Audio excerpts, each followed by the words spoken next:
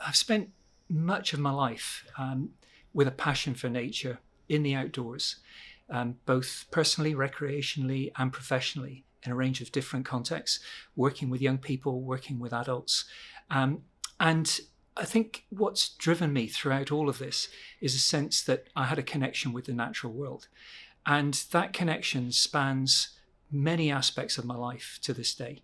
Now, NatureScot as an organization embodies many of these issues that I'm passionate about, looking after nature, looking after people's relationships with nature, and indeed thinking ever more seriously about how we deal with the climate emergency.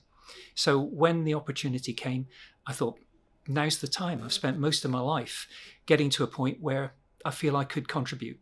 And then I saw the advert, and we just took it from there. And I'm just so delighted that they made the decision that they did and appointed me to the board.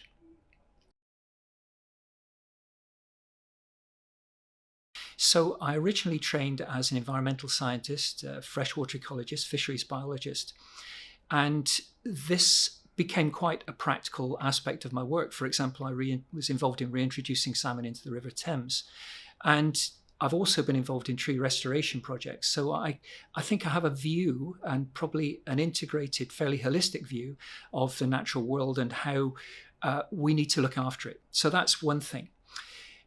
Beyond that, I've had this strong interest in recreational engagement in the outdoors. So I think I understand why people like to be in the outdoors, why they recreate in the outdoors, the whole of the outdoor recreational community, why people want to go hill walking, why they want to go kayaking, canoeing, etc. That's been part of my life and still is. And so I bring that understanding.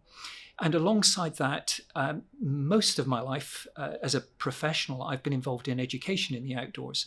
I've been an outdoor instructor in outdoor centres, and I've now a job working at the University of Edinburgh where I work primarily with master's students who want to become outdoor educators. So a lot of my work with them is on the educational merits of being in the outdoors. And that I can probably summarise as saying that most of my time now is spent thinking about how we work with people in, through, about and for the natural world. And as a rounded idea, for me, this is something that helps me to contribute to board discussions, because I don't think just about the science. I don't just think about the people parts of it. I try to think about the whole issue of how we engage with the natural world and what that means for us and for biodiversity.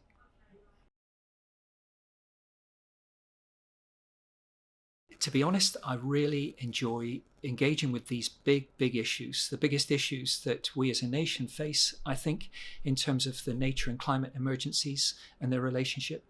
And the learning that I get from working with people who understand the science and the people issues associated with these. And in the round, I think the experience of being in those contexts makes me feel that I'm actually able to contribute in some way or another. So it's a selfish thing. Yes, I do get something from being from the board, but that is down as much as anything to whatever contribution I can make.